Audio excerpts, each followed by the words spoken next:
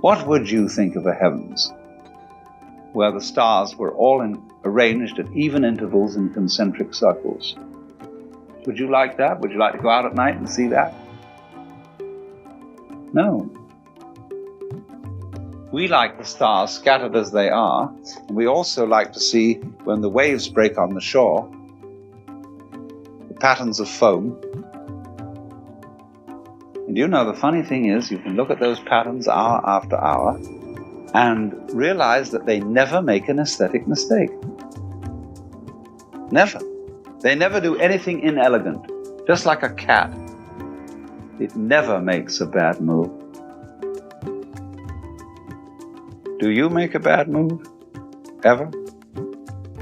Or are you like a cat? Or like patterns on the phone? It's quite a question.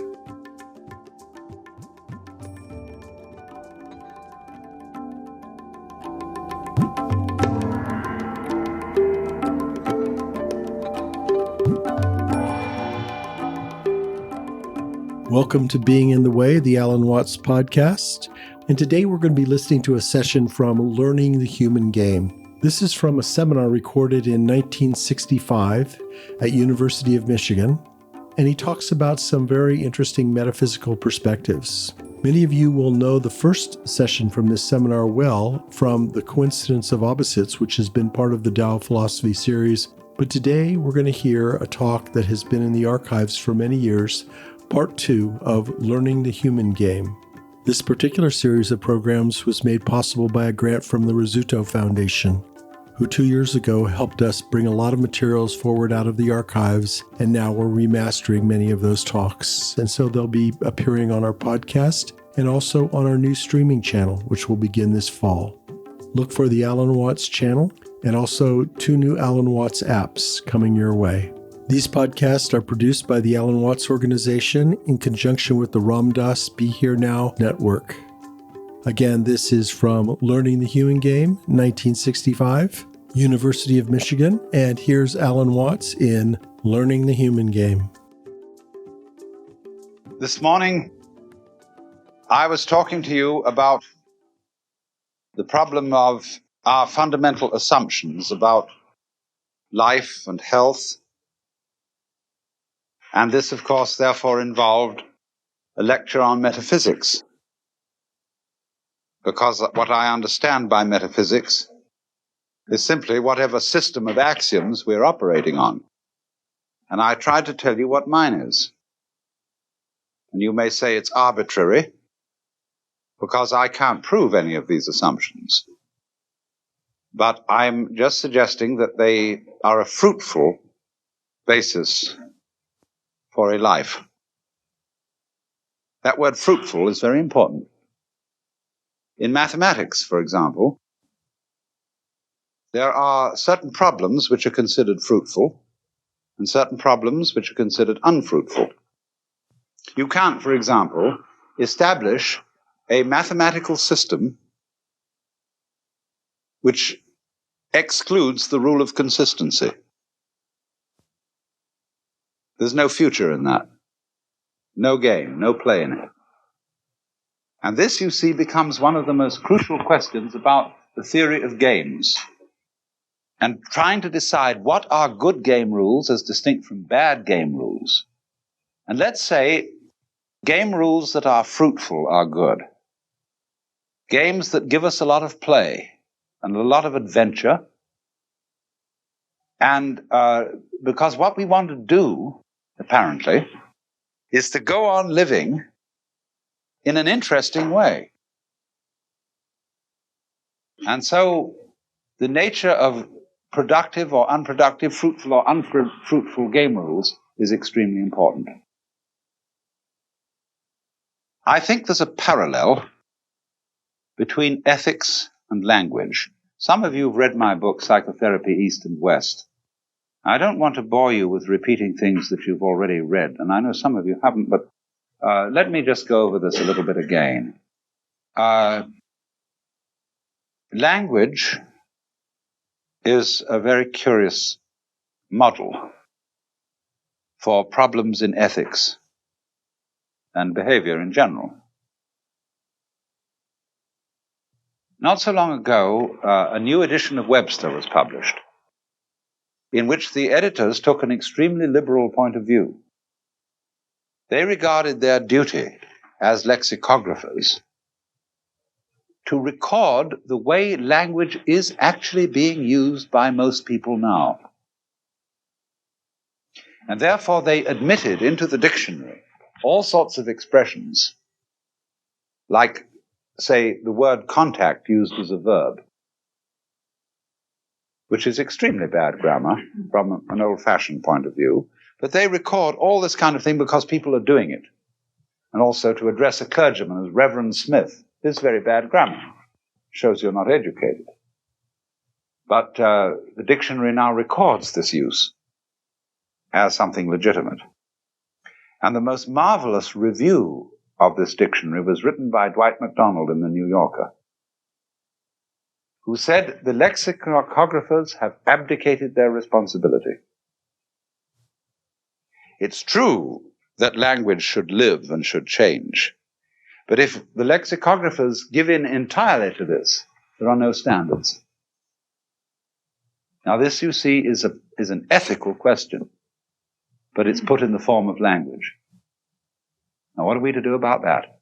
There are certain people who argue that English as spoken in London in 1910 by the upper class people who had public school and university training is the right English language. If you get, for example, such a book as Fowler's Modern English Usage, you will find a marvelous guide to a certain epoch of correct English with very funny and sharp criticism of variations from this. For example, let's consider just one word, to dig, which has become extremely common in American speech. I dig you. What advantage does this word have over appreciate or enjoy or understand? Now, you must admit it does have a little bit of advantage. I appreciate you. I enjoy what you say. I understand what you say. Man, I dig what you say. Has a degree more of intimacy. It means that you and I belong to the same club. We probably smoke pot. And so we've got a little secret between ourselves that appreciate doesn't share, enjoy doesn't share, understand doesn't share. So it becomes a word of a subculture that has certain practices that are outlawed by the culture at large. Now, here you see the dictionary people are confronted with a dilemma. They have to be authorities because there must be rules. If there aren't any rules of language, we can never understand each other. If I refer to this 1 minute as a table, the next minute as a boojum, the next minute as a sub-dub, can't even spell that, you don't know what I'm talking about. But because we have agreed rules of language, just as we have agreed rules of which side of the road we shall drive on, and what kind of things we shall eat our dinner out of, and with what implements, and what sort of things we're going to eat anyway, we can have a community. We can't have a community if that's what we want. And incidentally, that's what we are, unless we have agreed rules. Now, the problem with ethics in general is this, that to find out how ought we to behave, people look up the past. And they say, now, Moses gave us 10 commandments. And those 10 commandments are sacrosanct. You've got to go back to those. But you know, when you come to be, I'm 50 years old now, and I have 5 grandchildren. And I realize how stupid my grandfather was, because I've attained the same age. In other words, I know how little he knew. Although when I was a little boy, he seemed to me marvelous authority. So constantly there's a tendency in us to look back to the past and say there are certain tried and true rules which people have followed for centuries. And they work. And we should adhere to the old rules. That's partly true. It's very important truth, as a matter of fact. Just so long as it isn't made an absolute truth. Then it becomes dangerous. Because while those people themselves who are in our past were adhering to their tried and true rules, they were also inventing things. They were trying new experiments. And so here's the parallel between ethics and language. If a language is dead, like Latin, it tends not to invent any new words. Although, as a matter of fact, at the Vatican Council, where all the debates are carried on in Latin, they have to have Latin words for things like telephone, automobile, and so on. But on the whole, the theological debates in Latin utterly resist new words. And so in India, where theological debates are carried on in Sanskrit, which is likewise a dead language, which is no longer used in living speech, but simply a language among scholars, they have no new words. But a living language is constantly inventing new words and new forms of grammatical expression. You are watching now a time in which the sentence is going out of existence. The subject-verb-predicate form of expressing yourself is lapsing from our literature, and yet our literature remains perfectly intelligible. I mean, except a guy like Burroughs, who's now advocating making a manuscript, then cutting it in 4 pieces and rearranging them so that it reads a different way across and all that jazz. But by and large, the language must keep moving. Now then, what's the duty of the grammarian and the lexicographer? His duty is to keep everybody informed of the changes that are being made. He tells you all these new things are current, and in terms of what you're used to, the old language, that's the language he uses for the definitions. You know, he has dig. It has this meaning to put a spade in the ground and move the soil. That's dig 1. Dig 2, a word used to mean appreciate, to understand, etc., in a certain milieu of our society. What he's doing, he's keeping everybody informed of the way the rules are changing. And by those means, we can all keep up with it and know what's happening. Now, we don't feel any violence exercised upon us when we observe the rules of language. It is not a crime, punishable by imprisonment, to speak bad English. It may be a crime to tell a lie or to speak a libel, but to disobey the rules of English is not a crime. All that happens is you're not understood.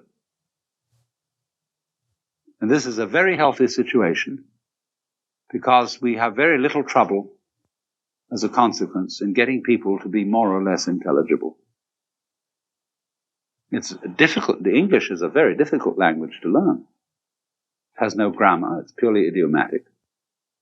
But nevertheless, an incredible number of people succeed in this very, very complex task. But we have an attitude to the rules that is completely intelligible and rational.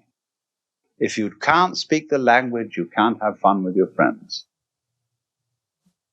If you want to get on with people, if you want to have friends, you've got to speak this language. That's all there is to it. Now, it seems to me that problems of ethics should be approached in exactly the same way as problems in language. That ethics is not something that should be referred entirely to the past. We should try ethical experimentation. What would you like to do? What new kinds of behavior would you like to explore? Do they injure anyone? Do they deprive anyone? Or would they be a new adventure? We should be creative in ethics. We should make out new patterns of ethical behavior, just as we make out new patterns of language in our effort to describe new experiences. That's what it is. I mean, I've been involved very deeply in the problem of finding language that is intelligible for experiences that people haven't had. My whole work as a writer has been devoted to the study of the psychology of religion and of religious experiences, mystical experiences, things that are supposed to be ineffable, which means unutterable. But I maintain they can be uttered if you're clever enough. So I went from that into the study of changes of consciousness brought about by certain kinds of drugs, and said, I will describe what is going to happen because I would love to be able to meet this challenge. And so, but in doing this, I have to invent languages. But I have to somehow say, in terms of your language, this is the old language, what my new language means. So in the same way, why don't we invent new forms of behavior? We got to be stuck with all the forms of behavior we've always been accustomed to? Why not try something different? And see if it works. Now, what does it mean works? That's the question, isn't it? Then we get down to what games work. Now, let's take an illustration. I'll give you 3 games. First is tic-tac-toe. The second is something of the level of chess or bridge or poker. And the third is 3-dimensional chess. Now, tic-tac-toe is a game that reduces itself to tossing a coin. Who's going to start? Because if you know how to play tic-tac-toe, you win every time you have the first start. So it becomes boring. A game, as we say, with no future in it. Now let's go to the other extreme, which is 3-dimensional chess. I don't know if you've ever tried to play this. You play it on 8 boards, representing the 8 levels of a cube. See, a chessboard is 8 by 8. All right, pile 8 boards, as it were, on a high-rise, and then play the same set of men, through the boards. Imagine a knight's move inside a cube. Well, most people say this is absolutely too complex for me to follow. I can't keep up with this at all. You have to be a super intellect to do this. I mean, chess is a complicated enough game on a surface. To put it in a cube, and only the masters can even begin to understand it. So, whereas tic-tac-toe fails because it's much too simple, and therefore boring, 3-dimensional chess fails because it's too complicated. Now, why is tic-tac-toe so boring? Because it reduces itself to tossing a coin, and according to probability laws, the more times you toss a coin, the more is the probability that heads and tails will turn up in a 50-50 ratio. So what? In other words, the way in which, although each time you toss it, you've got a 50-50 chance of which will turn up, you see. Might be one or the other. There's no way of predicting it. You can predict that in 500 times of tossing, you will approximate to 250 times heads and 250 times tails. And in 1,000, you'll be even closer to 500 times heads and 500 times tails. In 2000, still closer. Now, as a game becomes predictable, it becomes boring. That's why people don't want to know their future. If you could go to a fortune teller or astrologer who would tell you just exactly what was going to happen to you, we all have a certain reluctance, I think, to do that. Because if we know what the outcome of something will be, it's not worth doing it. This is one of the very marvelous things that is a result of some research going on today. The Rand Corporation is extremely interested in a method for predicting the outcome of a war starting at any given moment. They're trying to find systems for assessing the military potential and saying, now, if a war starts now, the Russians will win, the Americans will win, or whatever, so that if you know what's going to happen, you don't have to do it. So in the same way, if you know the result of a certain course of action, you will lose the inclination to take it. The fascination of life, the fascination of games, is the unknown result, not the known result. So then, between the unintelligible complexity of three-dimensional chess and the all too intelligible non-complexity of tic-tac-toe, there lie games like bridge, checkers, chess, poker, wherein we get a certain kind of blend of chance and skill. Games of pure skill tend to work themselves into a blind alley. We get people who are monsters of skill, the great chess masters, the great golfers, great shooting people, who, bounce a ping pong ball on the ground and suddenly shoot it through with an arrow. I can't compete with that. I think it's fascinating, I think it's marvelous, but I can't play with that. So what we're all looking for is an element of randomness and an element of order. Some skill in relation to some randomness. So we get optimal games in the middle.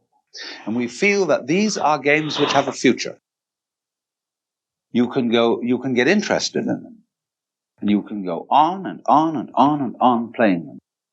Because, on the one hand, you will never master them. And on the other hand, they will never seem to you absolutely beyond your ability, as three-dimensional chess might. So you've got here a possibility of challenging the disorder of pure chance, and yet you will never arrive at the point of conquering it. And for some reason, the human being finds this to be a beautiful situation. Let me switch immediately the whole analogy to another field altogether, the field of gardening.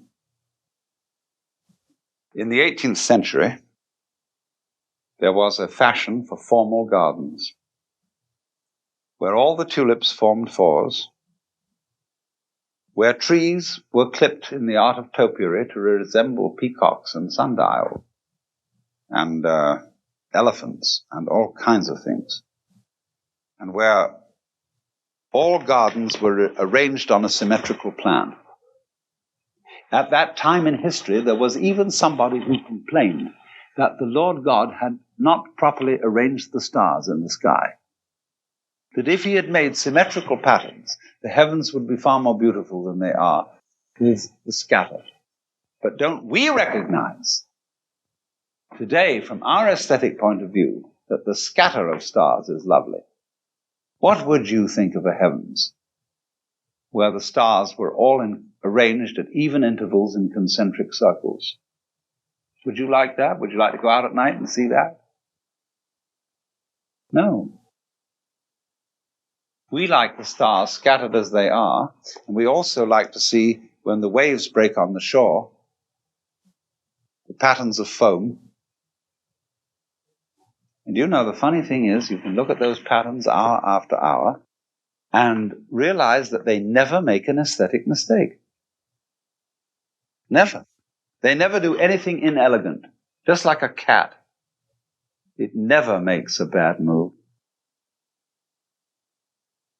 Do you make a bad move? Ever? Or are you like a cat? Or like patterns on the phone? It's quite a question. But there seems to be somewhere an optimal situation. Everything arranged symmetrically and in an ordered way, we understand, and we feel safe there, but we don't like it. It's confining. Everything purely chaotic, we can't make out at all. But there's somewhere a middle ground in relation to whatever degree of complexity the human nervous system has attained. There is a middle ground which we feel comfortable in because it's orderly, and yet at the same time it contains an element of excitement and unpredictability. And the balance of these two things is what we call the good life.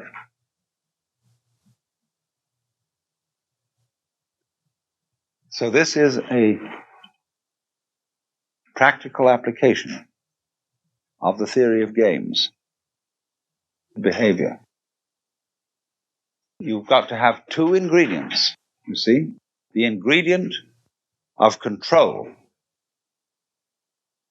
and the ingredient of no control. And always be sure you have both.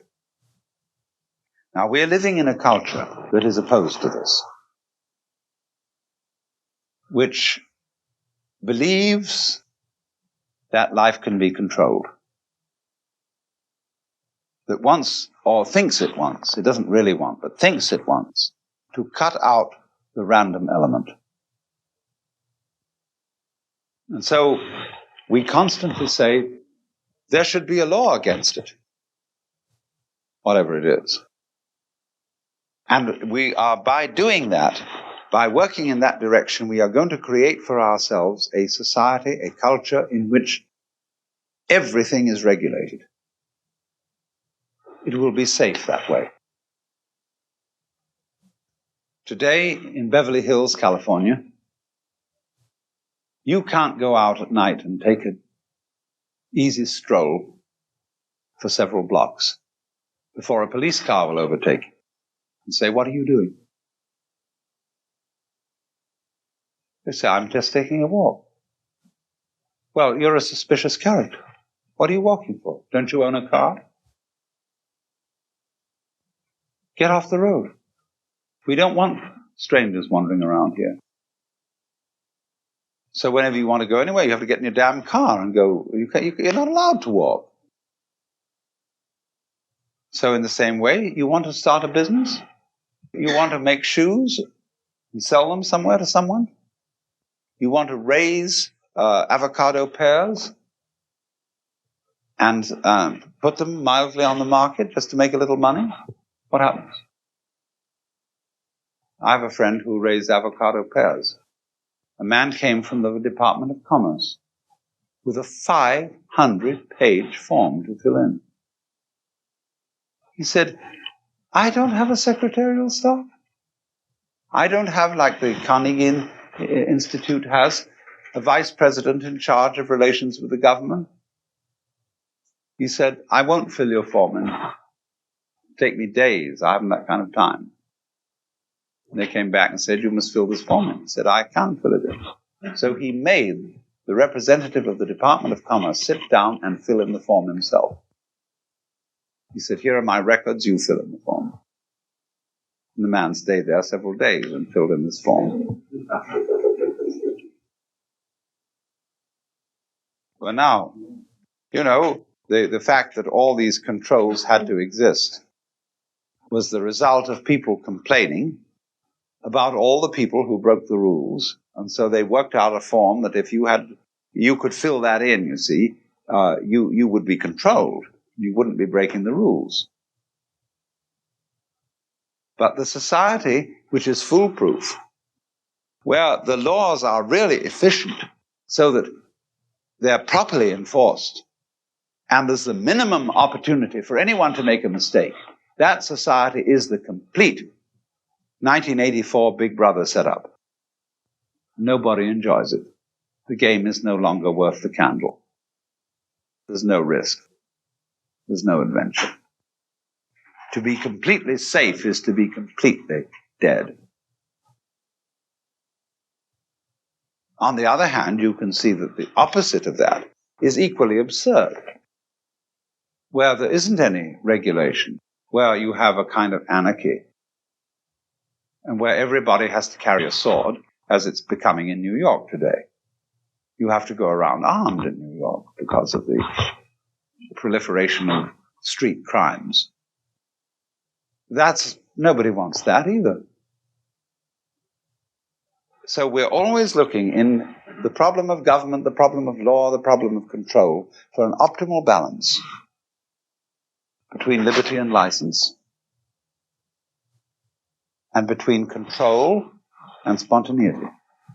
And exactly the same problem exists for the painter, the sculptor, the musician. You see, let's take one of the very greatest of Western musicians, is J.S. Bach. To our ears, he appears symmetrical, orderly, stately. But every so often, Bach actually introduces a trick. He has a wonderful control of dissonances. He lets things happen and so combines his formality with little touches of informality. Just little touches, just a bit. So much salt in the stew, and keeps you constantly fascinated. So in painters, say, let's take Chinese calligraphy, which I was talking about earlier, is very, very strictly disciplined in formal art. But what they love is a real master calligrapher allows accidents to happen. His brush runs dry suddenly, and you get a sweep of a line like a horse's tail where the ink ran dry. And there's a kind of interesting texture, an interesting dynamic pattern in that, which is much appreciated. Lovely. It livens the whole thing up.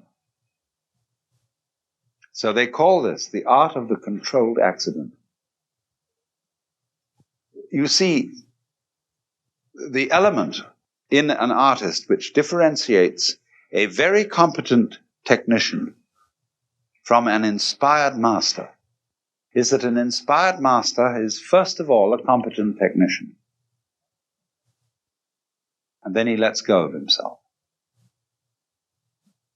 and allows things to happen beyond his control. But he introduces the elements beyond his control into the context that he has under control. So he can show you something that is a mess, but he'll put it in a context that makes it look marvelous. How a photographer can alter his framework in a certain way so as to take a filthy old ashtray or a pile of garbage and make it look gorgeous. He'll alter the light just thus and so, and he'll get the color absolutely marvelous and correct. He'll use all that technique, and he'll focus that technique on a heap of junk. Have any of you played with a gadget called a kaleidoscope? A kaleidoscope is it's like a kaleidoscope, but a kaleidoscope has pieces of glass set into it so that as you turn it, and look through it, the pattern alters. A teleidoscope has, instead of pieces of glass, a lens which shows you anything in the surrounding area, and you look at it, and it turns it into an octagonal repeating pattern. In other words, there's a circle made up of 8 triangles, each of which reflects the other. Now, if you look at a bookcase, which is an orderly thing, it's relatively uninteresting. If you look at any kind of symmetrical field, what you get in the teleidoscope will be rather boring. But look at a mess. So a dirty ashtray, a messy desk, that's where you get the most beautiful results. So apparently the way we human beings tick is that's what we want to see. We want to see the junky and the orderly thrown together. And either one extreme will horrify us. But if you put them together, it swings. Because that, you see, is exactly what we all are. We are a combination. See, we as we look around the room, all of us look regular. We're just used to each other. We think that the way we are is the rational way. But if you took a human being and put him in front of somebody who had never seen a human being before, and just took one of these things, you think, well, what kind of a mess is that? What a wiggly object that is. Doesn't make any sense. But because there are enough of us, and it keeps repeating the pattern, jut, jut, jut, jut, jut, 2 eyes each time, jut, jut, jut, jut, jut, I begin to say, oh, well, that's order. But I don't want to see just that. I don't want to see the same face each time.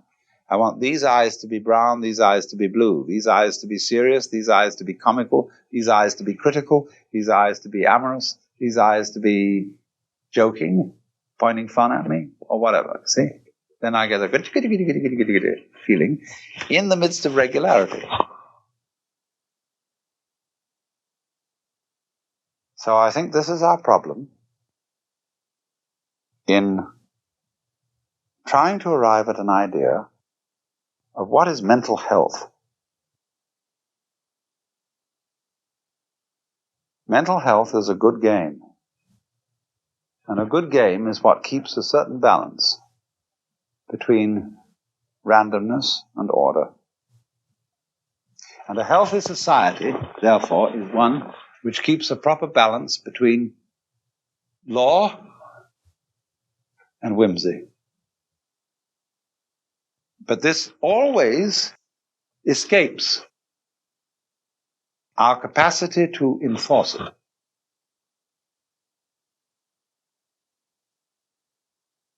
Do you see that? To have a society like that, we've always at a certain point got to trust the other fellow and give up control. Take a risk. Take a gamble. So you see now, in the Chinese theory of human nature, they disagree with us. We are apt to feel that people can't be trusted because we say the veneer of civilization is very thin. And when really critical events come up, even the most respectable people turn out to be savages. Little children, I've often heard people say, they're nothing but animals. And if you want to get these animals to have culture and to behave themselves, you've got to whip them. And this is, of course, the philosophy of original sin.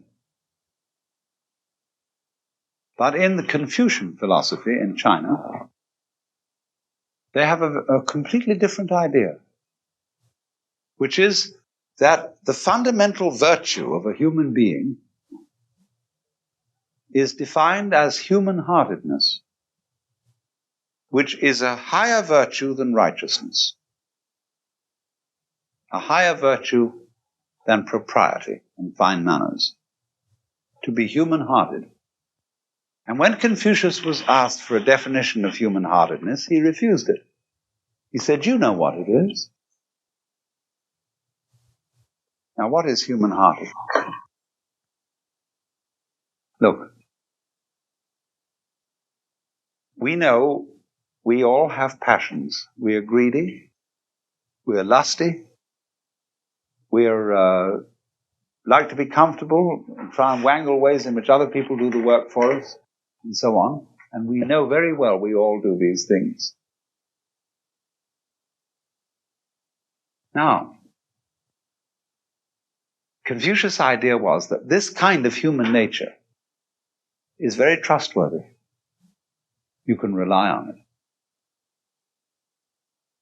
You can rely more on people's natural passions than you can on their virtues. For example, if I want to wage a war, and I want to do it in order to capture somebody else's wealth and his women, I'm going to be very careful in waging that war that I don't destroy his wealth and his women. I want them in top condition. So I'm going to wage a very skillful war that will paralyze my opponent, but not destroy and not spoil the things that I want to get from it. But if I wage a war, not because I'm greedy, but because I'm righteous, and that enemy, that nation, has done something wrong morally, I'm going to demand unconditional surrender, and I'm going to use atom bombs and every kind of annihilation against him until he gives up. I will wreck his whole situation in the name principle. And Confucius, 600 years BC, wagged his finger at that and said, "That's not humane. It's too virtuous." He said, "The goody-goodies are the thieves of virtue." So, we suffer, you see, in our culture from righteousness. You've been listening to Alan Watts in a talk from the seminar Learning the Human Game. This was the second session, and this podcast was made possible by a grant from the Rizzuto Foundation and is co-produced with the Ram Dass Be Here Now network. For further information about the spoken word recordings of Alan Watts, please visit alanwatts.org. And again, thank you to the Rizzuto Foundation for their generous help in bringing materials out of the archives. And also, thank you to Moment Records for use of our theme music by Zakir Hussain from his Rhythm Experience album. Again, I'm Mark Watts. This has been Being in the Way, and you'll find more information at the alanwatts.org website.